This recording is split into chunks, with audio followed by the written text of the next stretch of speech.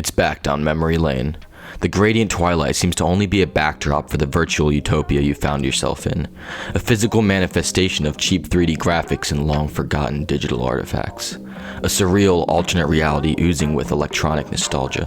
And at the center of it all, an energetic dance party dripping in an 80s disco aesthetic. Ladies and gentlemen, welcome to the world of Ev.exi.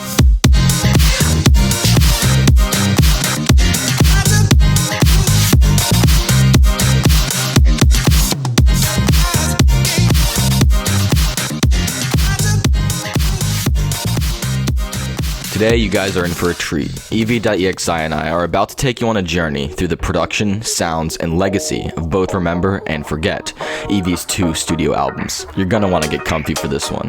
So grab a drink, maybe a snack or something, because we're about to dive straight into Ev.exi. Remember to forget.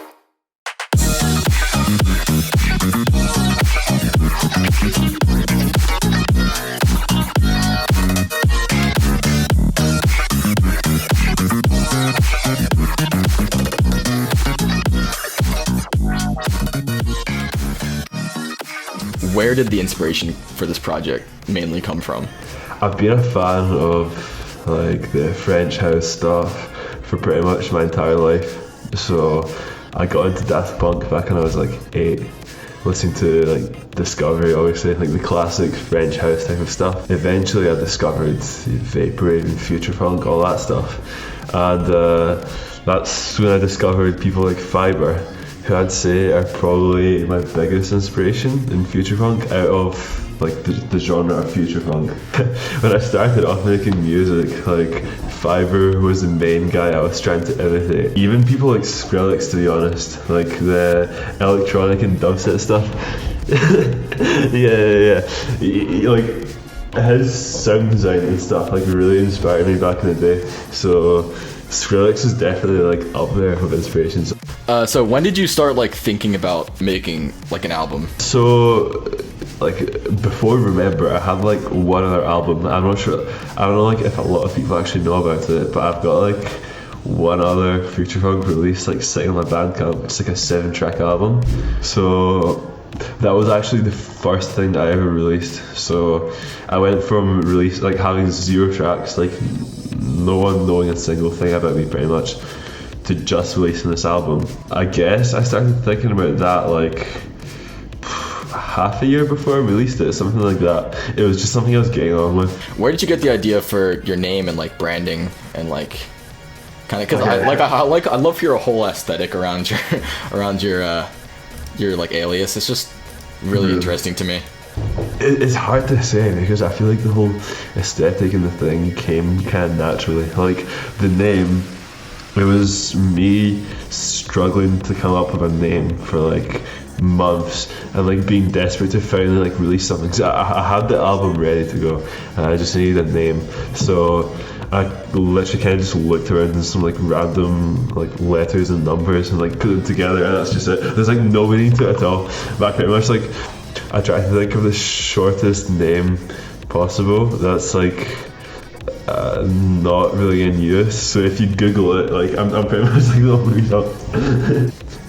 Pretty much just I wasn't really willing to like go down the anime route in terms of future funk because it's not really like my thing. It's not how I want to portray my music, I guess. Like it's like I've got nothing against anyone that does do it. Like you know, it's how you want your music to be seen and like all that, like what you're into. But it just wasn't for me. I came more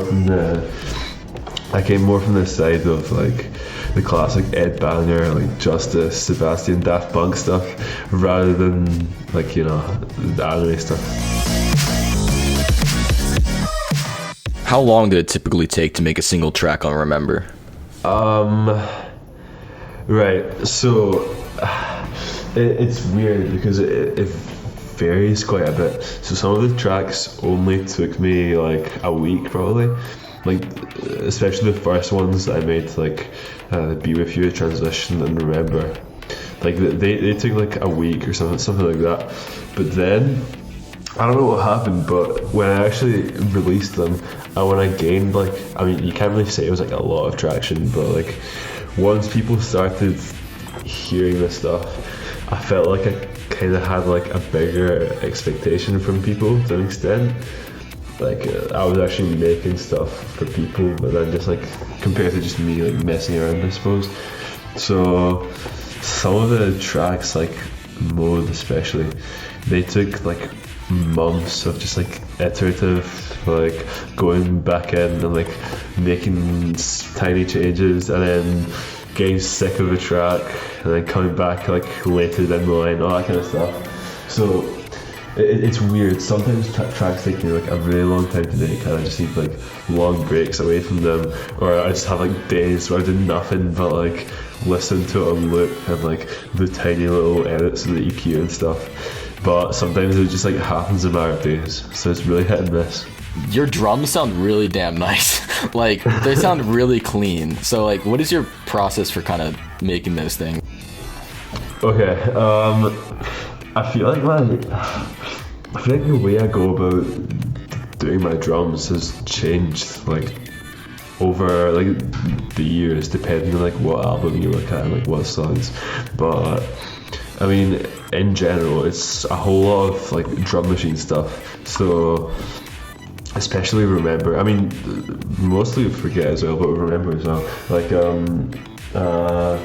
I used like the 909, 707, all that sort of stuff. DMX, like mainly for the hats, but like the snares and stuff as well.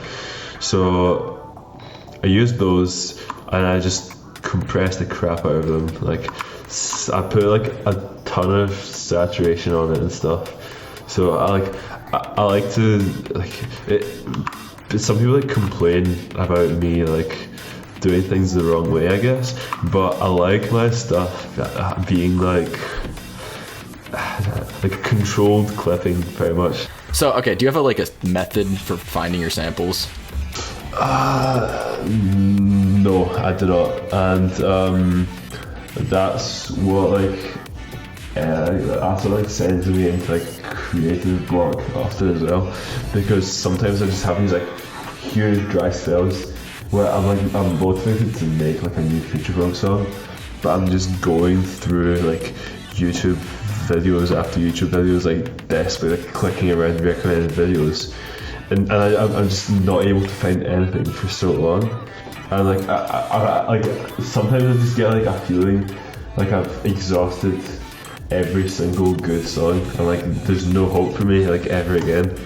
I've stopped trying to like sit down and like have sessions of like trying to find samples, if you get me, and I kind of just like let them come to me. So sometimes I'm just like, I just find some random thing that like I think sounds really good, or sometimes like someone just sends me something and like I end up using that.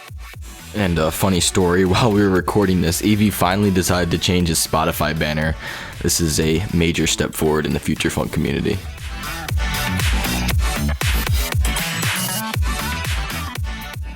And when it was all said and done, we got perhaps one of Future Funk's finest releases. Remember released on Future Society Collective back in 2017, a very prestigious label at the time. And it's no surprise, because Ev delivers something truly special on Remember. A brilliant mesh of funky bass lines, energetic synths, and a whole spectrum of sound to sink your ears into. Everything sounds exciting and bursting to the brim, and the range of sounds you find on this thing is truly impressive. But that's not to say it isn't consistent, because it is, and is probably one of the most consistent sounding Future Funk releases out there. The production quality throughout Remember is spectacular. Everything is mixed extremely well and with an almost professional sounding master to boot. The arrangements for every track build energy in just the right ways, making the entire album an endless stream of ear candy. I've heard many people compare Future Funk to drugs in a sort of way, a quick hit of dopamine, but you know it's probably not the best for you. Ev.exi, however, is quite healthy for you, because everything is just highly produced, highly chopped up, and wholly original. There's nothing cheap about Remember. This is premium Future Funk. Personally, Remember is one of my favorite future funk releases ever, and probably one of my favorite albums of all time, if I'm being completely honest. I remember, no pun intended, I tried to limit my listening of this thing because it was just so perfect and I didn't want to get bored of it. But after God knows how many listens, I can guarantee that it doesn't get old. So listen all you want, folks. And how could I forget about that album cover? I think Pat Chennington once said that this thing looks like it was ripped straight out of a math textbook from like the 90s, and honestly, that description just hit the nail on the head. There's something weirdly relaxing about this puffy clouds in the twilight sky. The strange, abstract 3D art just fits so well here and almost reflects the colorful nature of the album as a whole. You see, whenever I listen to Remember, I just hear all these different colors everywhere. For most music, I hear like just one or two colors, but for Eevee, it's like the whole damn rainbow. So props on the album cover. It fits really well. Oh, and would you look at that? There's even a vinyl release from Quarks Rec Records. Alan, the guy that ran Quarks Rec, or the guy that like was planning to run Quarks Rec, I guess, he just messaged me out of the blue one time on SoundCloud and told me his idea of releasing it on vinyl, which like I thought it would be like, I thought it was pretty crazy because obviously like he didn't have a like label or anything at this point. He was just some guy who was like, I want to release this album on vinyl. I have the black edition, which also comes with a sweet poster featuring more of that early CGI art. And as for sound quality, it sounds great. There are points where it skips a tiny bit in the B-side, and I think some of the chops pop out a little bit, but it's nothing that's going to really affect your enjoyment of Eevee's masterpiece on vinyl. This release also includes the Fiber collaboration as a bonus track, so that's really nice. Overall, I think the vinyl release is definitely worth the money and is essential to any future funk collector's library. I think I speak for many when I say that Remember really did change everything. Listening to it for the first time is a bit of a mind-blowing experience because up until that point, future funk had all been sort of the same thing, save for a few notable exceptions. Fiber's 810 comes to mind as a release that feels similar to Remember, but even still, the chops aren't nearly as, I don't know, radical as Ev.exi's. It really feels like sounds that nobody's ever thought of before, despite being sample-based. And to top it off, Remember was Ev.exi's first release, officially putting him on the future funk map and sort of establishing him as a known name in the community.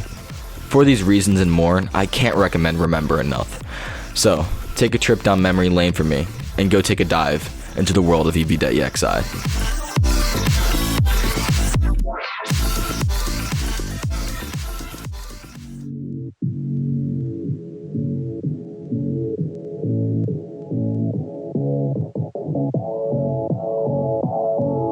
So, was there any like news sources of inspiration for the follow-up album? Yeah. So when I made Remember, I was like way more into like listening to future funk. Like obviously, I still am. I still listen to future funk all the time. Well, not all the time. That's the thing. Like I still like really enjoy future funk, but I don't like listen to it 24/7 like I used to back when I was making Remember, because during Remember like Fiber and stuff were pretty much my most listened to artists, that kind of stuff. But when I started making future funk, when I started making Forget, I sort of, I wouldn't say like it ran dry for me, but like I got off my like main wave of listening to like only future funk, and I went back to like a more like reasonable music taste where I actually listened to other things. So with Forget, there was a lot more influence from just like modern electronic music that isn't like anything to do with like the French house kind of stuff, I suppose, like the future funk, French house, all that kind of stuff. So I started listening to a lot more. It's just like, all sorts of electronic music. Like, I mean, I hate to admit it, but like a bunch of dubstep and stuff as well. Like, do you listen to any like synthwave stuff? Because at like the end of Forget, starts to get into that territory. I really like that kind of transition. Yeah. For sure. Like Home. Exactly. Yeah. Yeah, I definitely do as well. Like that was definitely where the inspiration for like the end of Forget came in. You kind of went into this, but like, what's your process for like chopping a sample? Oof, it's tough to explain. I don't think anybody in the scene has chopped the sample quite like you do. Like, it's a really hard thing to explain, man. It's like sometimes I even get like anxious about like when I start making a new song, because like I don't know myself how I chop things. Sometimes I only end up actually like enjoying the sample chops like weeks into making a song or something, because like it's like sometimes I feel like the song is like how should I explain it? It's a really slow process, because first of all I start off with like a loop most of the time. So I find like a loop that maybe has like a nice chord progression or something, and I go with that, and then there's gonna be like little bits that I probably don't like, or like a little like vocal chop that sounds bad in the loop, something like that. So I slowly like go and start like replacing things to try and get it as close to the way like I envision it sounding. It's like a ton of trial and error, and like messing around like all sorts of stuff, like warping samples around. I've now definitively have my favorite tracks of yours. Really? And though I love most of them, like and it was hard, but like I think Untitled and Getting Late are probably my favorites. Really? Yeah, because Untitled was probably one of the first ones that, because I didn't actually listen to you before Forget came out, so I kind of discovered you around that time. So yeah, Untitled was one of the first tracks I ever heard from you. So I've always loved it. And then Getting Late, just that one is I don't know how to describe it. It's just yeah. So actually, like going into like, how was that collaboration with Desired on that track? So that was actually the last track I had to like make for my album, because I had 7 tracks, but I already released a few of them as singles before, so I felt like I felt too guilty like only releasing like a few new tracks. So I was like digging around who I could collab with, because I wanted to collab with someone again, because it's been like a while since I've done that. So I think like this is gonna sound like I'm fully shaky or whatever, but I asked Vantage. He told me nah, like no time or whatever. So then I was thinking about who else to ask for, and like I've never talked to Desired before, but I always liked his music like quite a lot. I feel like out of like the big like classic future funk artists, I guess he is like my favorite, because he makes the most interesting stuff out of all of them, in my opinion. Like the people, you know, like the Macross, like Night Tempo, all that stuff, I like Desired the most. So I never spoke to him before, but I saw like he followed me, so I thought like maybe he'd enjoy my stuff enough to like give me a chance or whatever. I messaged him, and he was like, yeah, why not? So thankfully we both used Ableton. I think he just switched to Ableton like just recently, and yeah, I mean we just got on with it, and I ended up becoming like very close with him afterwards as well. So it's like it was a pretty cool experience.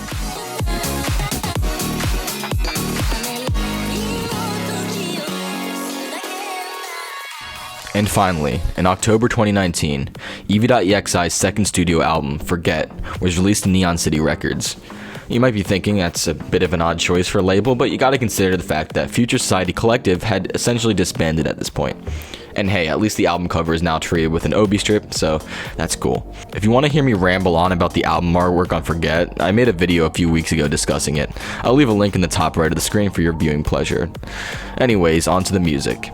As if Evie's work couldn't get any better, we're hit with Forget, easily one of the most polished, interesting, and unique future funk albums to date.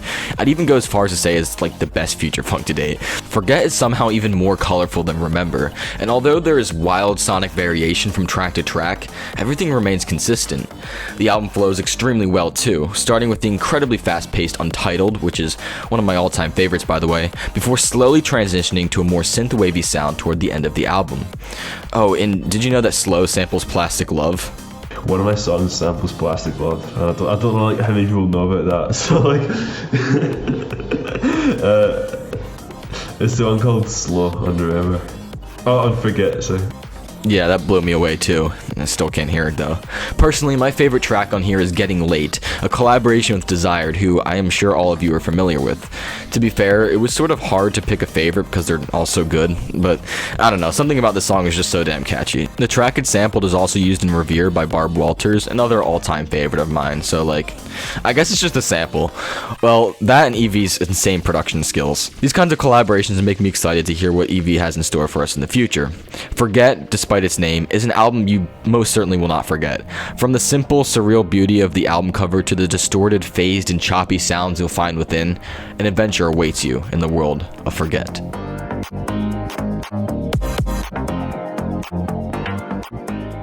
Somehow, Ev.exi had to surpass the near perfection that was Remember. It was going to be a challenge for sure, but Ev was more than capable. And capable he was because the sounds he delivered on Forget were, pun completely intended, unforgettable. I think it's quite crazy to think that these sounds were all created by one person. Everything sounds beautifully mixed, and the end result is a project that you just can't put down. I think the quality really does make up for the short runtime on this, because despite it only being 25 minutes, Forget has become a bit of an icon in the modern scene of future funk. And taking this step further, both Ev.exi projects are, in my eyes, highly influential works of art that deserve every ounce of praise they get. So there you have it, folks. A complete dive into the virtual dance world of Ev.exi. From Remember to Forget.